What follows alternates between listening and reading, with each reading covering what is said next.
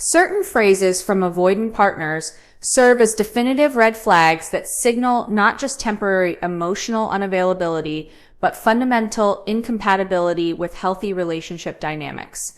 These statements reveal their core beliefs about intimacy, commitment, and emotional responsibility that predict years of frustration, emotional starvation, and psychological damage if you continue the relationship. Recognizing these phrases as relationship death sentences rather than problems to solve can save you from investing precious time and emotional energy in someone who has explicitly told you they cannot meet your basic relationship needs. Phrase 1, I don't do emotions, or I'm just not an emotional person. When an avoidant partner declares that they don't do emotions or aren't an emotional person, they're providing you with crucial information about their capacity for intimate partnership that you must take at face value.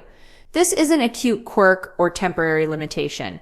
It's a fundamental statement about their relationship with emotional expression, vulnerability, and connection that predicts profound incompatibility with anyone seeking genuine partnership. This phrase reveals their core belief that emotions are optional aspects of human experience rather than essential components of intimate relationships. They're not saying they struggle with emotions or need help developing emotional skills. They're declaring that emotional engagement is simply not part of their identity or relationship repertoire. This represents a fundamental philosophical incompatibility with healthy partnership that cannot be overcome through patience, understanding, or love. The psychology behind this statement involves their deep-seated belief that emotional expression represents weakness, chaos, or loss of control that threatens their carefully constructed identity. They've organized their entire personality around emotional suppression and view their emotional detachment as a strength rather than a limitation. This mindset makes them fundamentally resistant to the vulnerability and emotional reciprocity that intimate relationships require. When someone tells you they don't do emotions, they're essentially saying they cannot and will not participate in the emotional labor that relationships require. They won't comfort you during difficult times, won't share their own struggles and fears, won't engage in emotional problem solving, and won't provide the emotional presence and availability that partnership demands. They're describing an emotional desert where your relationship will slowly die from lack of nourishment. This declaration also serves as preemptive justification for their future emotional unavailability. When you need emotional support and they provide none, when you express feelings and they respond with indifference, or when you seek emotional intimacy and they withdraw, they'll reference this early statement as evidence that you were warned about their limitations. They've inoculated themselves against responsibility for your emotional needs by declaring them outside their purview. The phrase represents their attempt to shift responsibility for relationship emotional health entirely onto your shoulders. Since they don't do emotions, you'll be expected to provide all emotional labor, processing, and regulation for both of you while receiving no reciprocal support. This creates a fundamentally exploitative dynamic where you become their emotional caretaker while they remain emotionally parasitic.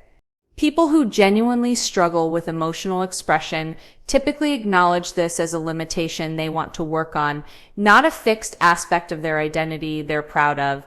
They might say, I have trouble expressing emotions, but I want to get better at it, rather than declaring emotional engagement fundamentally incompatible with who they are. The distinction between recognizing emotional challenges and rejecting emotional responsibility entirely is crucial for predicting relationship potential. This phrase also reveals their fundamental misunderstanding of human psychology and relationship dynamics. All humans are emotional beings, and claiming otherwise represents either profound self-deception or manipulative impression management designed to avoid relationship responsibilities.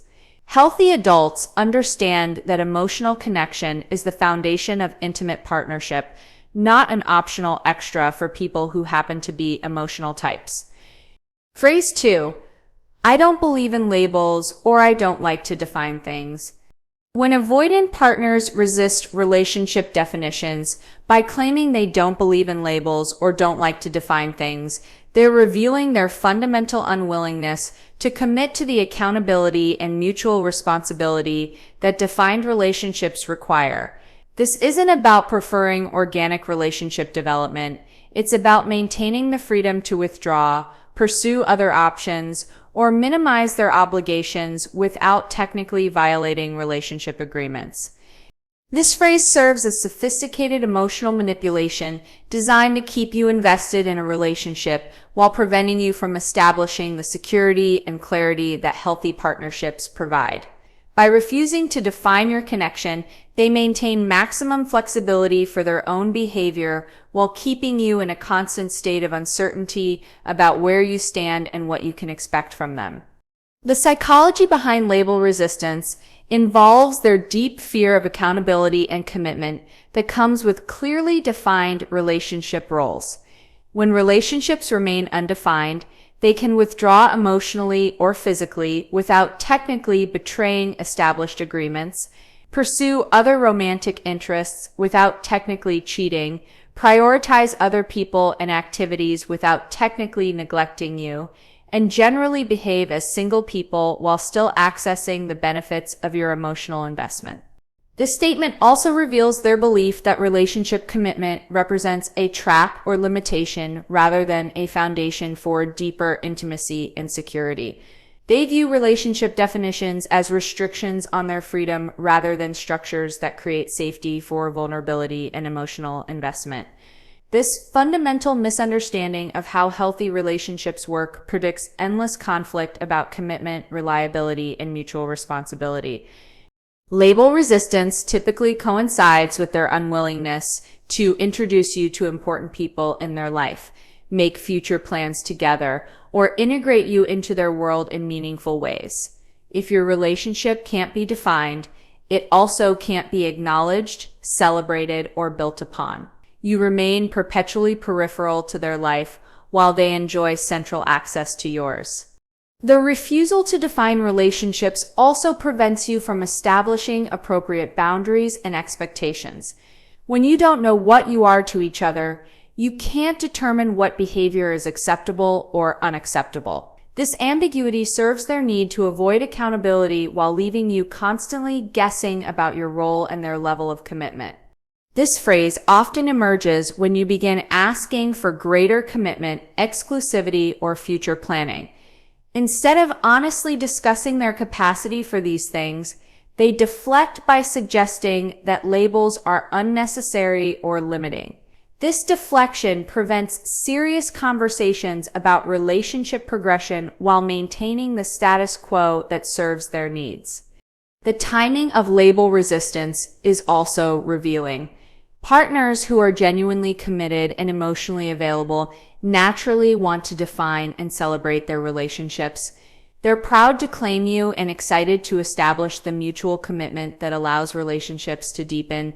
Resistance to definition typically indicates ambivalence about your worth or their desire for ongoing connection. People who genuinely prefer organic relationship development still acknowledge mutual commitment and responsibility even without formal labels.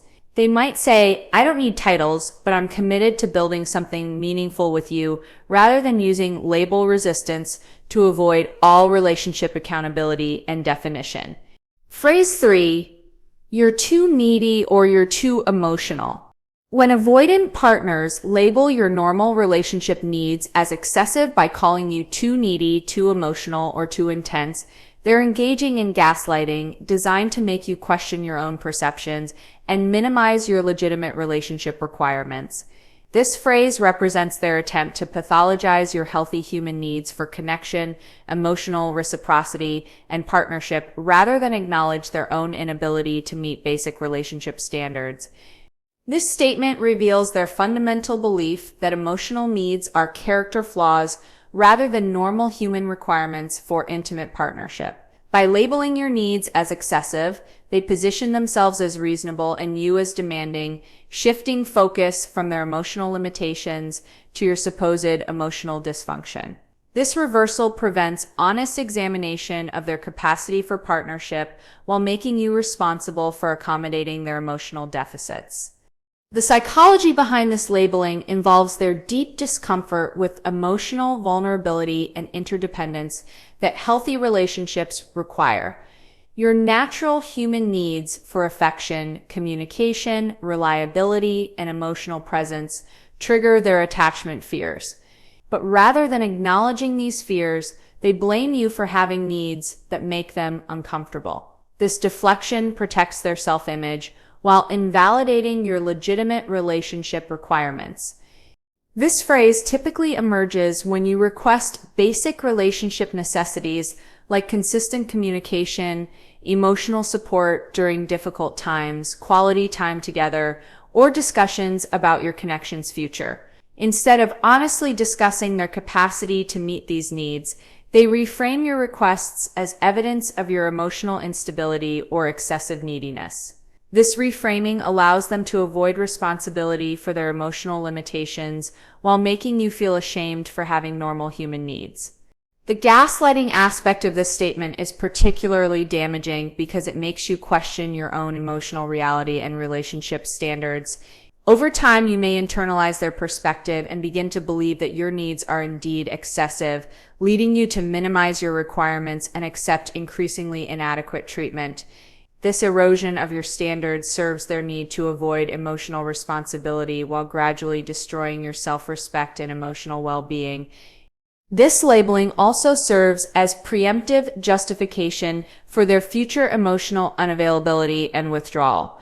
When they fail to provide emotional support, consistent communication, or reliable partnership, they'll reference your supposed neediness as explanation for their behavior.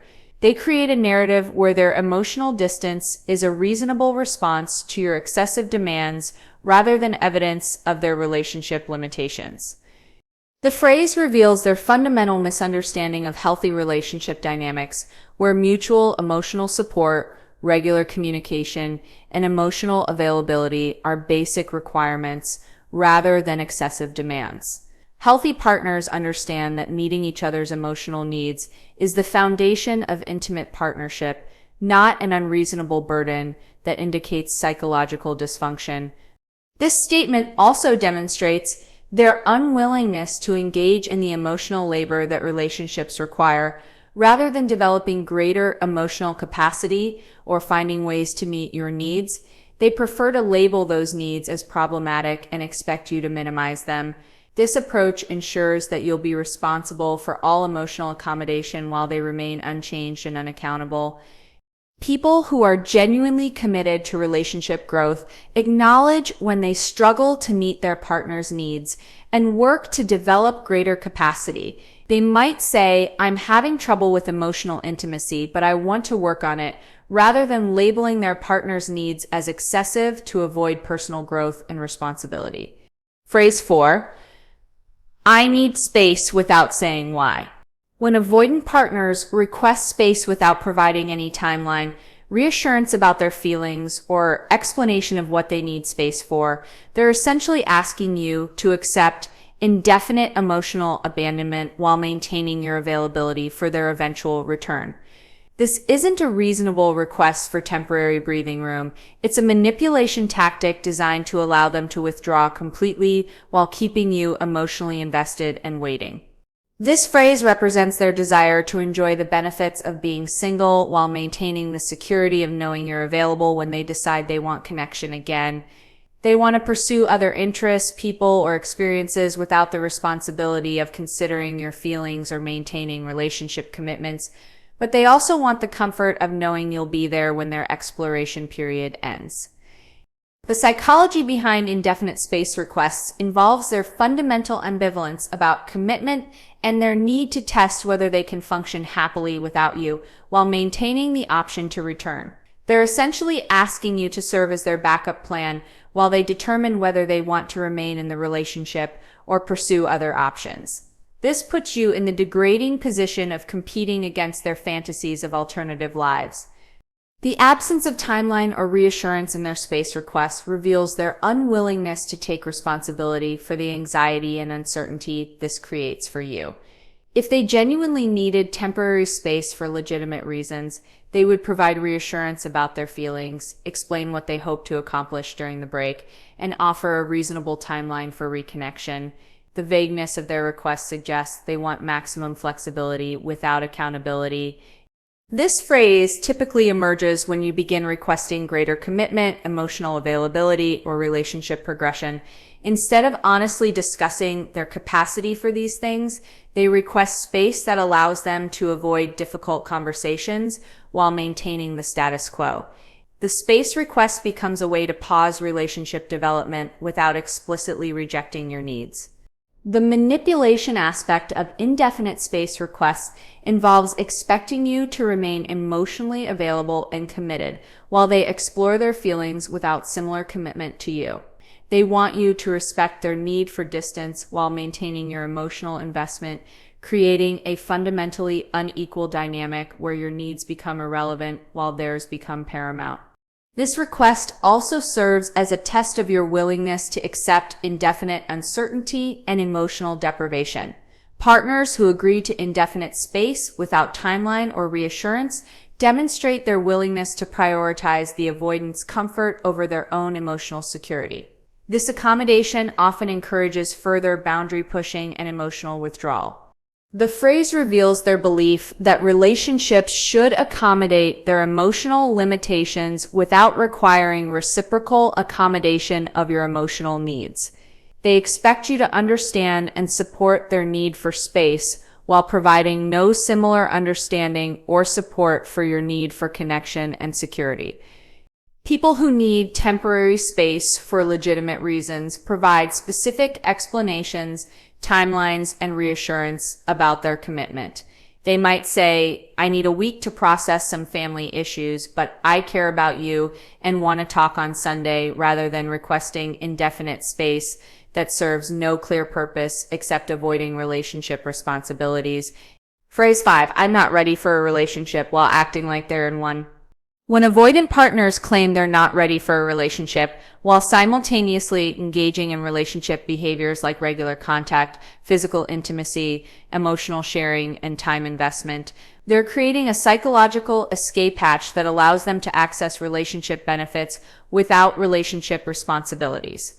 This contradiction represents sophisticated emotional manipulation designed to keep you invested while protecting their freedom to withdraw without consequence.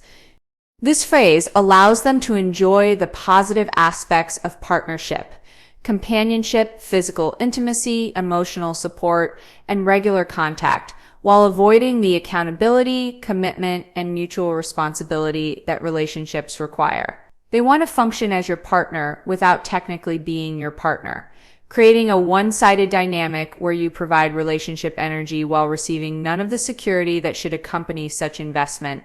The psychology behind this contradiction involves their desire to test relationship waters without risking emotional vulnerability or commitment.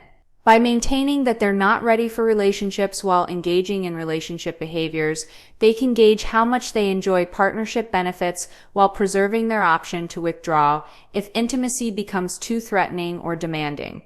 This statement also serves as preemptive protection against accountability for their behavior. When they fail to prioritize you, provide emotional support, or maintain consistency, they can reference their earlier declaration about not being ready as justification for their limitations.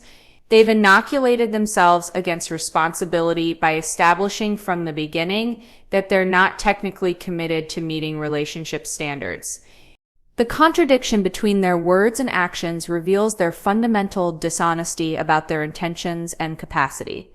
If they truly weren't ready for relationships, they would avoid relationship behaviors rather than engaging in them while disclaiming responsibility. Their willingness to act like partners while refusing partner accountability demonstrates manipulative rather than honest communication.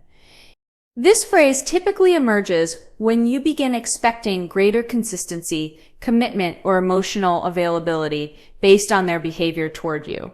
Instead of honestly discussing what they can provide, they retreat behind their earlier disclaimer about not being ready, using it as justification for refusing to meet the expectations their own behavior created.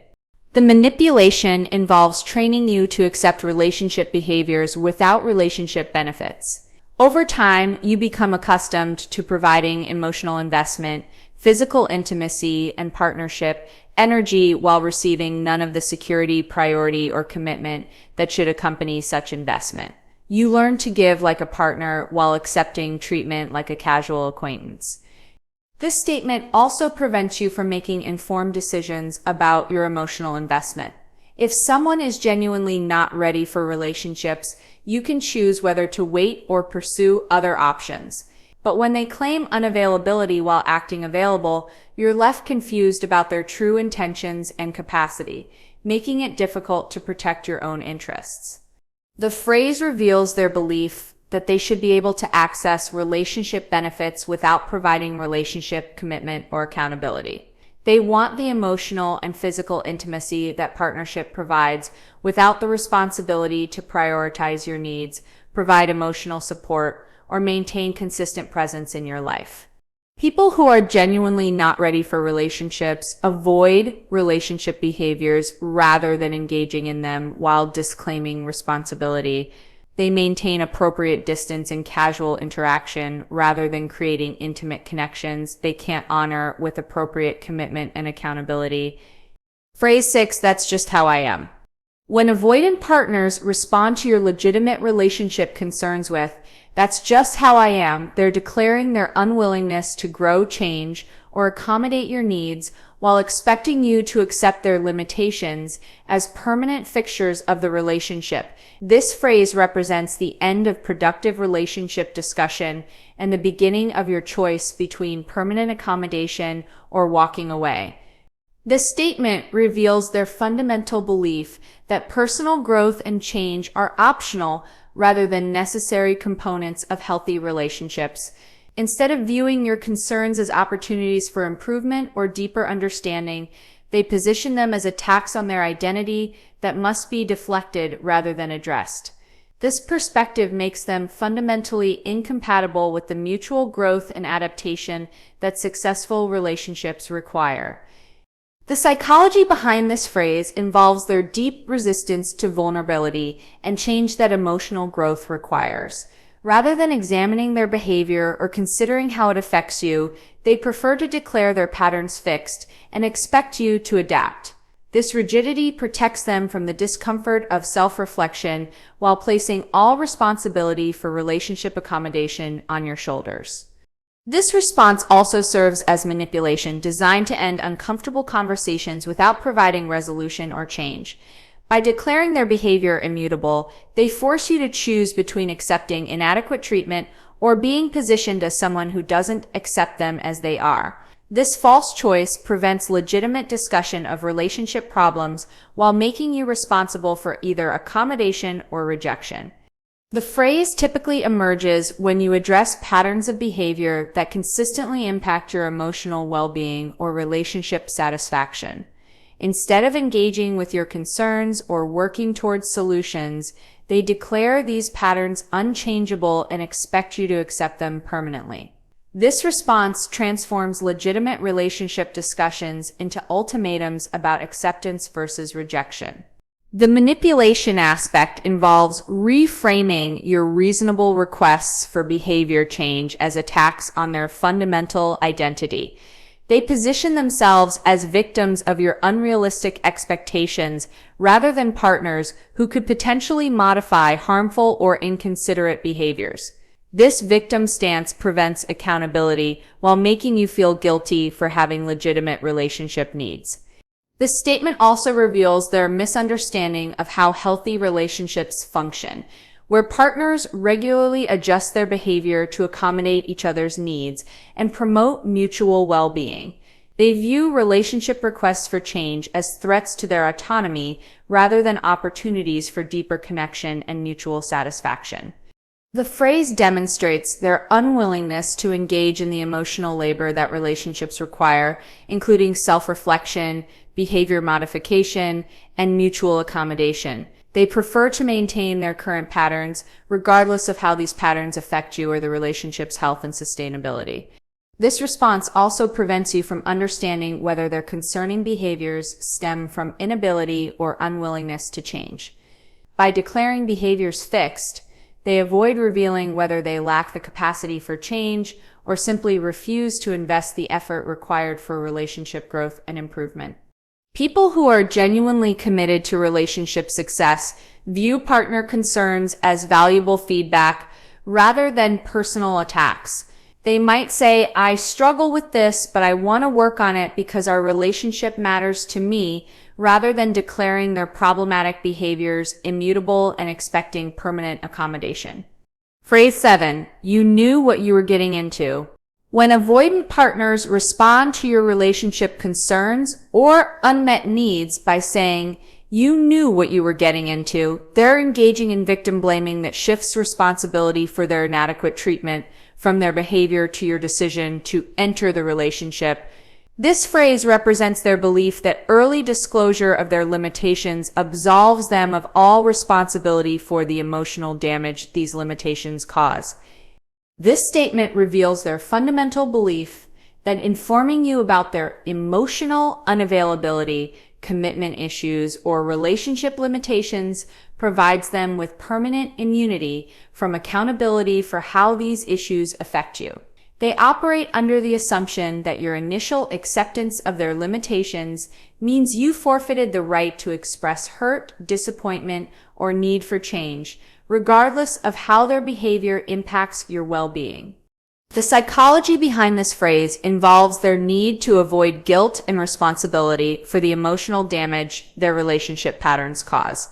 Rather than acknowledging that their behavior hurts you or examining whether they could modify harmful patterns, they blame you for entering a relationship with someone who warned you about their limitations. This blame shifting protects their self-image while making you responsible for all negative relationship consequences. This response also serves as manipulation, designed to silence your legitimate concerns and needs by referencing your initial acceptance of their limitations. They attempt to invalidate any current distress or requests for change. This manipulation prevents ongoing relationship negotiation and improvement while locking you into permanent acceptance of inadequate treatment. The phrase typically emerges when you express frustration with patterns of emotional unavailability, inconsistency, or commitment avoidance that have been ongoing throughout your relationship. Instead of addressing your concerns or working towards solutions, they reference your initial decision to date them as evidence that you have no right to complain about predictable consequences. The victim blaming aspect involves making you responsible for the emotional damage that their behavior creates. They suggest that because you chose to be with someone who disclosed their limitations, any pain or disappointment you experience is self-inflicted rather than caused by their treatment of you. This perspective absolves them of all responsibility for your emotional well-being. This statement also reveals their misunderstanding of how relationships develop and change over time. They assume that initial acceptance of limitations means permanent acceptance, regardless of how these limitations affect relationship growth, your emotional health, or your evolving needs and expectations as the relationship deepens. The phrase demonstrates their unwillingness to engage in ongoing relationship maintenance and improvement. They view early disclosure of limitations as sufficient relationship effort and expect you to accommodate these limitations permanently without complaint or request for change, regardless of how these limitations impact your happiness and fulfillment. This response also prevents honest examination of whether their limitations are truly fixed or whether they could potentially modify harmful patterns with effort and commitment. By blaming you for entering the relationship despite warnings, they avoid exploring whether change is possible or desirable. People who genuinely care about their partner's well-being acknowledge that early disclosure of limitations doesn't absolve them of responsibility for ongoing relationship impact. They might say, "I know I struggle with this, and I can see how it affects you. Let me work on finding ways to improve," rather than blaming their partner for accepting a relationship with known challenges. The psychology of why these phrases are relationship death sentences. These 7 phrases represent more than just difficult communication patterns. They reveal fundamental beliefs about relationships, emotional responsibility, and personal growth that predict ongoing dysfunction and emotional damage. Each phrase demonstrates the avoidant's core conviction that relationships should accommodate their limitations without requiring reciprocal accommodation of their partner's needs. The underlying psychology involves their deep-seated belief that emotional vulnerability and interdependence represent threats to their psychological safety rather than foundations for intimate connection. They've organized their entire relationship approach around avoiding the mutual vulnerability that healthy partnerships require. And these phrases serve as defense mechanisms designed to maintain emotional distance while accessing relationship benefits. These statements also reveal their fundamental misunderstanding of how healthy relationships function, where partners regularly adjust their behavior, provide mutual emotional support, and engage in ongoing growth and improvement. They view relationship requests for change, emotional availability, or commitment as unreasonable demands rather than normal partnership requirements. The manipulation aspect of these phrases involves shifting responsibility for relationship problems from their behavior to your expectations, needs, or decisions. This responsibility shift allows them to maintain their current patterns without guilt, while making you responsible for either accepting inadequate treatment or being positioned as unreasonable for wanting basic relationship necessities. Why walking away is the only healthy response. When avoidant partners use these phrases, they're providing you with crucial information about their capacity for healthy relationship participation that you must accept rather than trying to change. These statements represent their core beliefs about emotional responsibility and relationship commitment that predict years of frustration if you continue the relationship. Walking away immediately protects your emotional well-being from the systematic damage that occurs when you try to build intimate partnerships with people who explicitly reject the emotional vulnerability and mutual responsibility that relationships require. These phrases signal incompatibility that cannot be overcome through love, patience, or accommodation. Continuing relationships after these declarations typically results in gradually eroded self-respect, compromised emotional needs, and internalized beliefs that you're too needy or demanding for healthy partnership. The longer you stay, the more likely you are to accept treatment that falls far below your actual worth and relationship requirements. Most importantly, walking away creates space in your life for partners who can engage in genuine emotional partnership without viewing your needs as threats or burdens. Your emotional energy is precious and finite. Investing it in people who explicitly declare their inability to reciprocate represents a fundamental betrayal of your own worth and future happiness. These phrases aren't problems to solve. They're warnings to heed. When someone shows you who they are through these declarations, believe them and respond accordingly by choosing relationships that can actually meet your human needs for connection, emotional safety, and mutual growth.